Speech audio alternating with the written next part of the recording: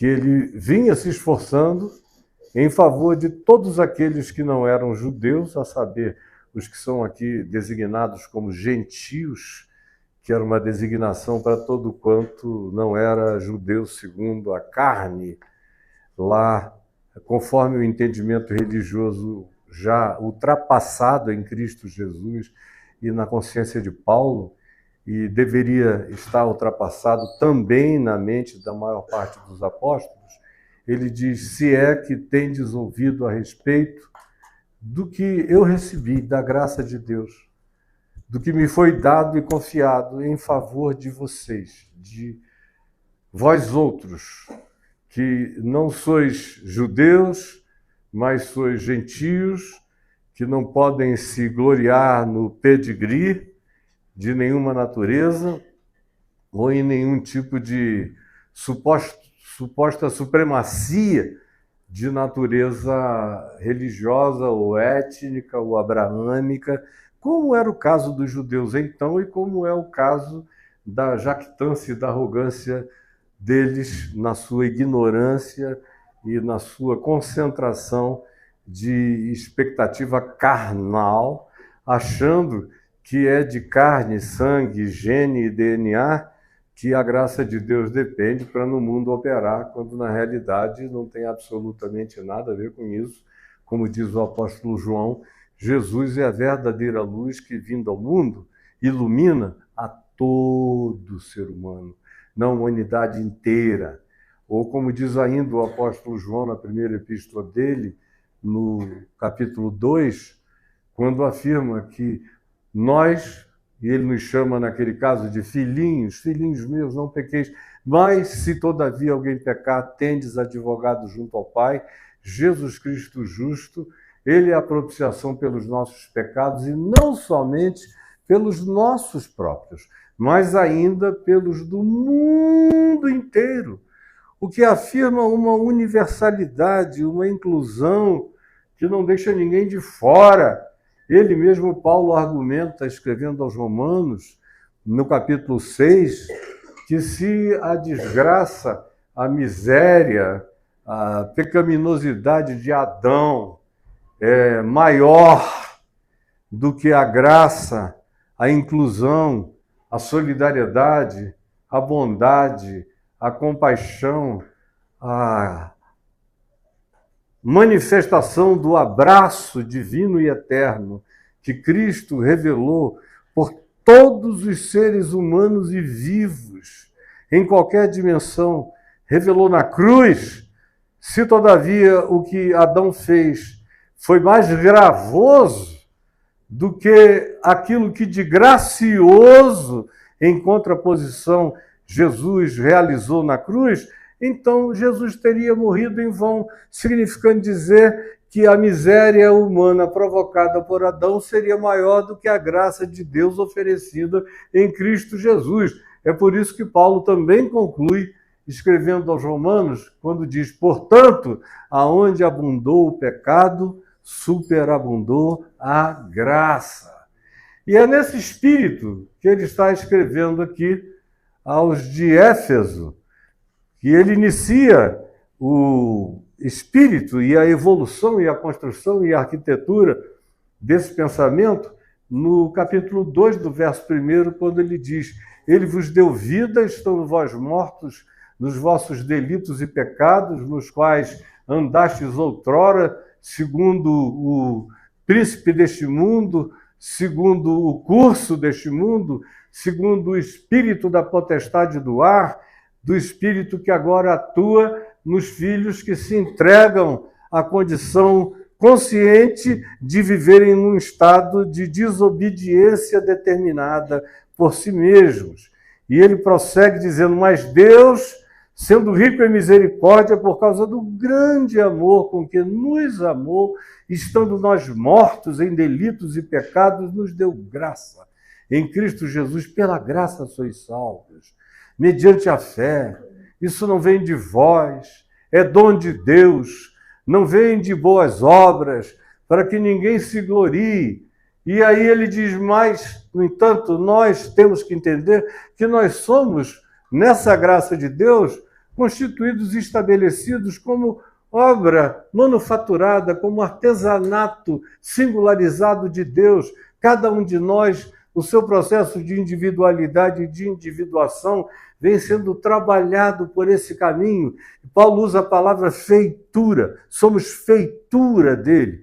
Então é também a palavra que designa uma obra de arte esculpida, que vai sendo trabalhada, tirada de dentro de uma pedra bruta, ou arrancada da expressão de uma parede sem nada, até que de repente surge o esplendor de uma graça que nos deixa em estado de estupefação. Essa é a palavra que ele usa para afirmar que nós somos feitura de Deus, criados em Cristo Jesus para boas obras, as quais Deus de antemão determinou para que andássemos nelas. Aí ele evolui e vai dizendo: antes, o que vocês tinham ouvido dizer é que Deus tinha preferências.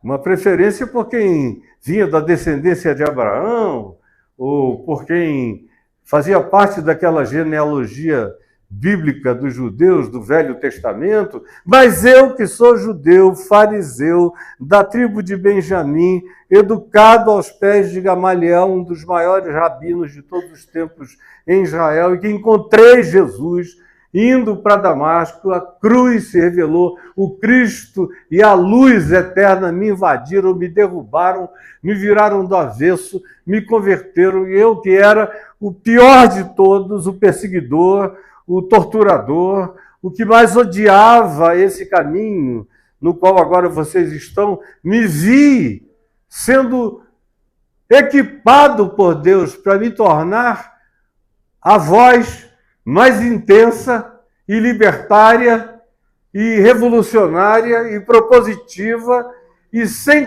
possibilidade de retroação, porque meu caminho é para frente. E eu estou tentando fazer vocês entenderem que todo o preço que eu pago, todas as chicotadas que eu levo, todos os aprisionamentos aos quais eu já fui submetido, todas as condições inumanas e subhumanas sob as quais eu fui colocado, tudo isso eu fiz por amor de vocês, que são os outros, que são os marginais, de acordo com os judeus, com as religiões, com a religião decorrente dessa ufania baseada em etnia, em gene, em carne, em circuncisão, em templos, em sacrifícios, em oferendas, ou estribada numa espécie de adoração fetichista de um livro sagrado. Eu vim dizer a vocês que se Deus estivesse condicionado e diminuído àquilo que a religião dos judeus determinou, ele seria menos do que qualquer coisa que valesse a pena adorar. Mas, de repente, eu recebi essa revelação da grandeza, da largura, da extensão e da multidimensionalidade daquilo que Deus está fazendo, incluindo todos os homens e mulheres e criaturas. E essa é a mensagem do Cristo eterno, que eu recebi como revelação e compartilho com vocês, dizendo que de toda e qualquer parede de eventual separação que os homens tenham erguidos para dizer quem está de um lado, quem está do outro, quem é joio, quem é trigo, quem é povo escolhido, quem é marginal abandonado, tudo isso está rasgado, acabado, liquidado, pulverizado na cruz. E que ele derrubou toda a parede de separação. Que do ponto de vista dele isso é absolutamente inaceitável, porque não é verdade. Porque ele não faz acepção de pessoas. E ele vai se enveredando por esse caminho, tentando dizer que esse esforço todo é para que aquele trabalho que ele fazia não caísse e não ficasse num vácuo, numa realidade de inaproveitabilidade consciente por parte daqueles que deveriam ser os beneficiários, porque não eram judeus, nunca o seriam, tinham nascido no mundo greco-romano ou em qualquer outro lugar, cultura ou etnia, porque o Evangelho carregava uma universalidade intrínseca e era isso que ele compartilhava e disso ele não abriria mão. E diz, é por esta causa que eu me ponho de joelhos. Essa é a minha oração, que essa mensagem não se perca, que vocês não se esqueçam disso, que não se deixem levar por nenhum tipo de manipulação ou de manobra.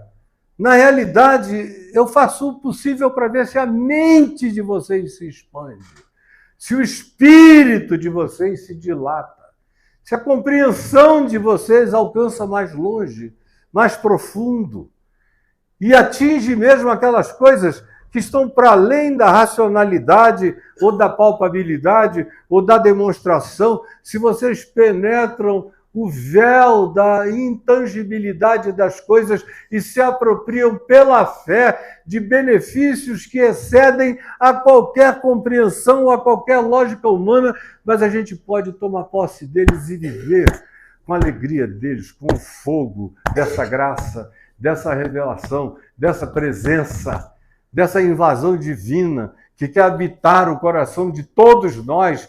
E não é coisa pequena, não fomos chamados para sermos mediocrizados por nenhuma natureza de religião, de confissão, de catequese, de doutrinação. Ao contrário, eu estou chamando vocês para adorarem e para amarem, sem fronteiras e sem barreiras, com a consciência de que o amor de Deus não tem limites, não tem fronteiras, se estende e alcança a tantos quantos queiram e alcança até mesmo aqueles que não queriam, como era o caso dele, Paulo, que foi de fato atropelado, sem que Deus pedisse licença, revelando-se a ele de maneira abrupta, violentamente reveladora e salvadora em Cristo Jesus. Aí a gente, feita essa introdução do que está do capítulo 2, do verso 1 até aqui o capítulo 3, do verso 14, eu começo agora.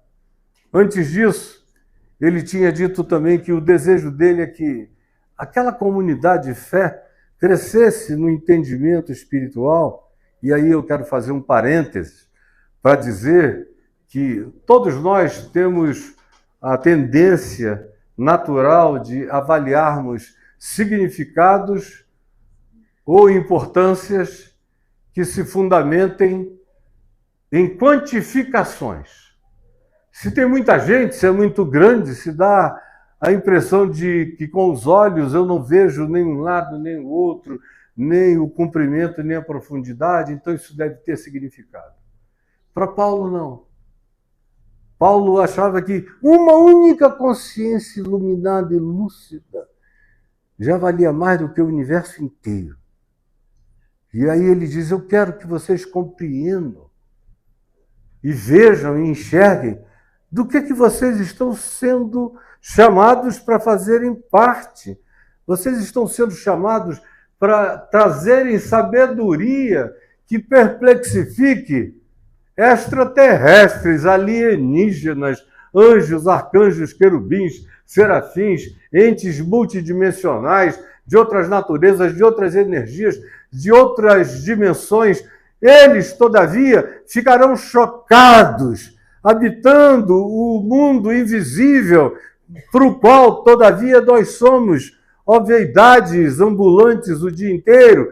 E Paulo diz, como eu gostaria que o amor de Deus brotasse de vocês tão grande, tão grandemente que vocês produzissem perplexidade em anjos, em principados e potestades, ao verem como vocês amam, perdoam, compreendem, entendem, não limitam, se dilatam, vão adiante, não botam impedimentos para o derramar de Deus, nem criam argumentos diminutivos para a manifestação da sublimidade de Deus que quer escorrer através de vocês. E assim a gente chega ao capítulo 3, no verso 14, que é onde eu vou ficar e terminar, onde se diz, por esta causa eu, Paulo, me ponho de joelhos diante do Pai. É por isso que eu falei aqui resumidamente. Essa é a razão pela qual ele se curva diante de Deus e ora. Por tudo isso que vocês me ouviram falar resumidamente. É por esta causa que eu me ponho de joelhos diante do Pai, de quem toma o nome toda a família.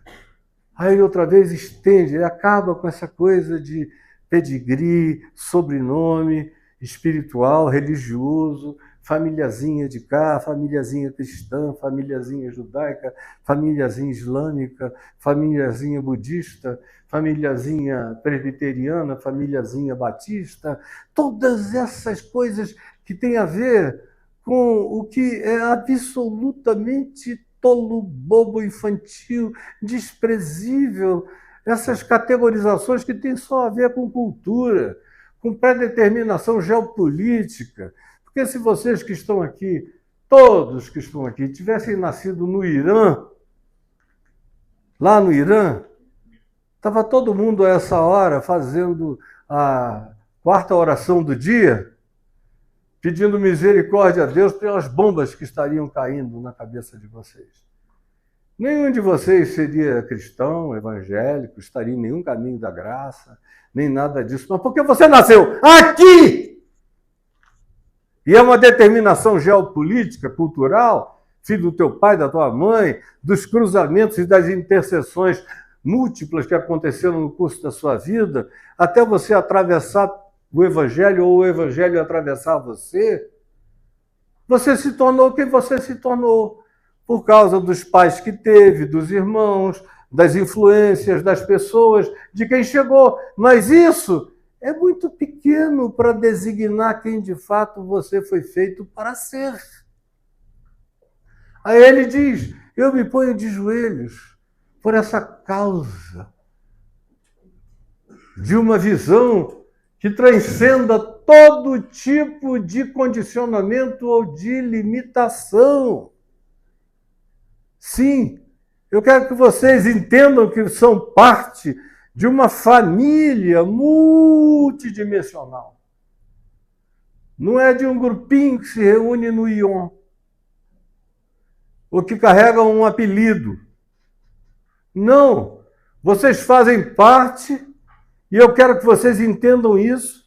Isso não tem a ver com quantidade numérica, mas com qualidade de consciência, de percepção e de posse de compreensão e fé para transcender e abraçar mesmo aquilo que a gente não consegue com a razão compreender. Sim, de quem toma o nome toda a família, tanto no céu como sobre a terra, para que, segundo a riqueza da sua glória, vos conceda que sejais fortalecidos com poder, com dunamis, que é a mesma palavra que designa dinamite, com explosão que arrebenta pedra, rocha, abre montanhas, entra no coração das realidades impenetráveis. Ele diz, usando a mesma expressão, a mesma palavra, de dinamite, de explosão espiritual. Eu quero que vocês tomem consciência de que fazem parte de uma família extraordinariamente maior do que a familhinha genética, cultural, étnica, patriótica, nacionalista, todas essas bobagens de topeira mental. O Evangelho veio para nos levar para além disso tudo e derrubar toda a parede, muro, polarização, separação, idiotice provocada e criada do berço do ódio. Sim, para que, segundo a riqueza da sua glória, ele vos conceda que sejais fortalecidos com dunamis, mediante o Espírito de Cristo, trabalhando no interior de vocês incessantemente. O reino de Deus está dentro de nós. É aqui dentro a expansão, o crescimento. O universo tem limite, mas meu homem interior é habitado pela eternidade. Ele pode crescer ilimitadamente. E é o que Paulo está afirmando. E diz, se assim acontecer, Cristo habitará nos vossos corações, renovadamente, todo dia pela fé. Ele vai crescer. Paulo usa uma figura de linguagem, escrevendo na carta aos Gálatas, da nossa gravidez de Cristo. Quando ele diz, ó Gálatas, como eu estou ansioso de que Cristo seja logo parido em vós. Porque parece que em vocês ele não passa de um feto, ou de um embrião, não tem gestação, não tem crescimento, não tem visibilização. Vocês não deixam essa graça de Deus engravidar vocês, para que vocês vão se tornando semelhantes àquele que em vocês está gestado. E aqui ele usa uma expressão de natureza semelhante quando ele diz para que Cristo habite nos vossos corações pela fé, mas isso só vai acontecer estando vós arraigados, enraizados, plantados, com o carnegão no solo do chão do amor de Deus, arraigados e alicerçados em amor. Arraigados e alicerçados em amor. Não é em disputa, não é em brigas teológicas, nem filosóficas, nem doutrinárias, nem em conferências para ver quem tem razão e quem não tem. Tudo isso faz parte da lavagem cerebral que os homens fazem para imporem controle mental religioso em nome de Deus, atrofiando a mente, a consciência de cada um de nós, de cada um de vocês. E ele diz, não. O que eu estou querendo dizer é que, se vocês entenderem isso, o objetivo da fé é produzir duas coisas nesse momento em vocês, chegando nesse ponto. A primeira realidade é a expansão de consciência. Uma consciência maior do que a de qualquer cientista, de qualquer pensador, de qualquer filósofo, de qualquer aventureiro do pensamento, ou de qualquer que seja descoberta laboratorial de física, de mecânica quântica, de genética, de qualquer coisa. Vocês têm a capacidade espiritual de viajarem para além do que seja descobrimento. Vocês podem penetrar o indevassável na intuição do Espírito, levados pela fé. Vocês podem saber que toda a criação de Deus é constituída de milhares de camadas dimensionais e não na estreiteza de um mundinho pequeno. Eu estou chamando vocês para se dilatarem em consciência, a fim de poderdes compreender, é a palavra que ele usa, compreender. Assambarcar, compreender, significa algo que é mais do que uma cognição de penetração em alguma coisa sobre a qual a gente chega a uma conclusão. Essa palavra caracteriza um assambarcamento, um abraçamento, uma capacidade de extensão ilimitada. E por isso ele usa palavras dessa natureza para designar o tipo de expansão de compreensão, de inclusão, de abraçamento que ele espera que tenhamos ou que tivéssemos, pelo menos. Quando ele diz, para que possais compreender qual é a largura. A largura. A largura. Onde é a largura do amor de Deus? Da inclusão de Deus? Vai até onde? Entre Dan e Berseba, lá em Israelzinho? Vai até onde? Morre nos Estados Unidos? Morre mesmo. Tá de matar aquela porcaria lá. Até onde é que vai? A largura. Em verdade, eu vos digo que muitos virão do Oriente, do Ocidente, do Norte e do Sul, e tomarão lugar à mesa no reino de Deus, enquanto os presumidamente filhos, arrogantemente autodeterminados como filhos, ficarão de fora, porque são os arrogantes, carregados de presunção, soberba insuportável. Consciência da largura, consciência do cumprimento. O cumprimento determina origem e fim, ou seja, aonde quer que as coisas tenham começado e até onde elas vão e elas não terminarão, elas vão apenas se transformando em novas expressões daquilo que é completamente para além de tudo que pedimos ou pensamos, mas que vai sendo criado, gestado, gerado pelo amor infinito de Deus, pela surpresa divina. Nós somos chamados para sermos tomados pela perplexidade absoluta, conhecendo a largura, compreendendo o incompreensível desse cumprimento, aonde Deus se estende até onde Deus é Deus, e Deus é Deus em tudo, e todas as coisas são em Deus. Ele nem existe no universo, é o universo que existe nele. E eu sou chamado a ter essa consciência da largura e também do comprimento. Da altura, daquilo que nenhum de nós, nem de longe, sonhou em conceber. Portanto, não ponha limite, a Nova Jerusalém não tem teto, é aberta para cima.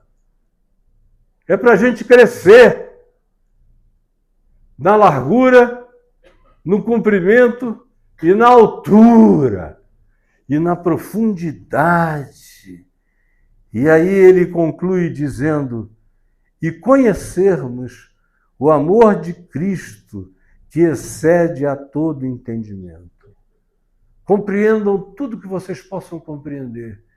E depois que tiverem compreendido tudo que consigam compreender, entendam que o que faz sentido a toda essa compreensão, o que qualifica essa consciência, é conhecer em si, no coração, no ser, na mente, para você mesmo, o amor de Cristo, que excede todo entendimento. É possível conhecer aquilo que não se consegue entender por completo. E aqui ele tira todo o teto de racionalidade, de teologização, de filosofação e diz: olha, é uma experiência existencial, inexplicável. Faltam códigos, faltam palavras, mas quando entra na gente, nos penetra, nos possui, nos domina.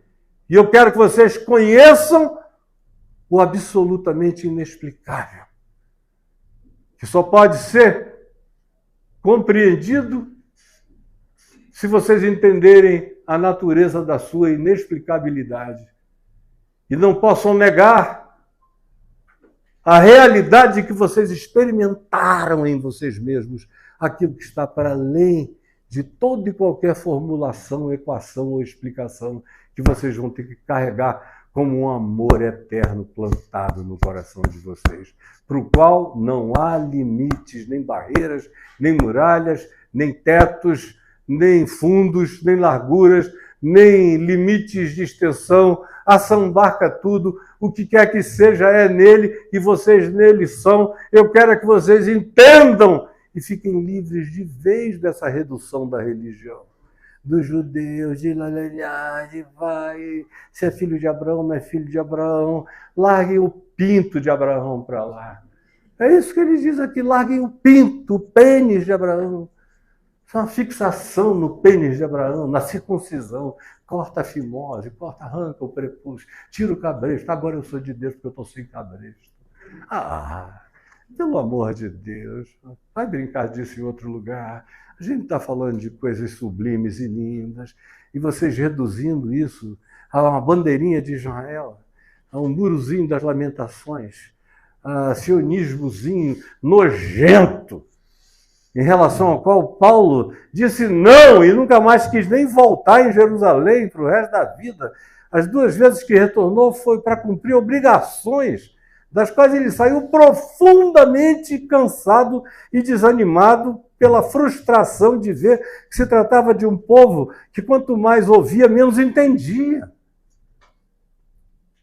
Sim, eu quero que vocês dilatem a consciência e façam do amor de Cristo a convicção de que quem tem essa âncora plantada do amor de Deus no coração não precisa temer nenhum entendimento, nenhuma compreensão, nenhum saber, nenhuma ciência. Não precisa temer qualquer falta de limitação visível. Você está ancorado no que é eterno. Você é inafastável desse amor. É inarrancável dele. E é isso que eu peço, é por isso que eu me ponho de joelhos, essa é a consciência que eu queria que todos vocês tivessem aqui em Éfeso. E que eu particularmente também gostaria que todos vocês estivessem aqui conosco, reunidos neste lugar ou em qualquer lugar onde a minha voz venha a ser ouvida, porque a vontade de Deus é que nós tenhamos essa consciência transcósmica, alicerçada no amor de Cristo que excede a todo entendimento, habitados por Ele. E aí, gente, começa a vida aqui. Antes disso, você está brincando de capela, congregação, paróquia, pastor, batismo, dízimo. Bota o gasofilácio, bota o dinheiro lá. Não botou, Deus vai te punir. É uma idiotice que não tem tamanho. E vocês ainda se preocupam com isso. Até o dia de hoje. Está aqui Paulo dizendo, há 2000 anos, olha, esse negócio esclerosou, morreu de velho, não tem futuro. Mas a gente não cansa de ressuscitar esses zumbis e fazer a vida da gente ficar reduzida a essa pequenez que atrofia a mente, que mata a inteligência, que destrói a intuição espiritual, que tira a transcendência, que desqualifica o amor de Deus em nós. São essas coisas pelas quais eu me ponho de joelhos. Que a consciência de vocês cresça, cresça, cresça, cresça. E cresça sem medo, porque esteja ancorada no amor que excede a todo entendimento, sabendo que não tem altura que separe vocês do amor de Deus, nem profundidade, nem comprimento, nem largura. Como diz o escritor do Salmo 139, se eu subo aos céus, lá estás. Se eu faço a minha cama no mais profundo abismo, lá estás também. Se eu tomo as asas da alvorada e me detenho nos confins dos mares, ainda lá me haverá de guiar a tua mão e a tua destra me susterá. Se eu digo, com efeito, as trevas me encobrirão, na realidade, as trevas e a luz para ti são apenas a mesma coisa. Pois tu formaste o meu interior, tu me teceste desde o seio da minha mãe, tu me viste quando eu era ainda uma substância informe, mas nos teus dias, no teu livro, foram escritos todos os meus dias, cada um deles escrito e determinado, quando nenhum deles havia ainda. Sonda, meu Deus, e conhece o meu coração, prova-me, e faze o que pode ser qualificado nessa consciência eclodir de dentro de mim e nascer em vida sublime. E ele conclui, e eu com ele, dizendo exatamente isso. Ora, há aquele que é poderoso para fazer infinitamente mais do que tudo aquilo que pedimos ou pensamos, conforme o seu poder que opera em nós. A ele seja a glória na igreja, que não é uma placa, é um corpo de pessoas em fé, espalhadas pelo mundo inteiro, umas sabendo de Cristo, outras ainda não sabendo, mas praticando o amor de Deus com a luz que receberam aonde quer que estejam, e são igreja de Deus, mesmo que ainda não saibam disso, vivem como tais. Sim, a ele seja a glória na igreja, em Cristo Jesus, por todas as gerações, para todo sempre. Amém.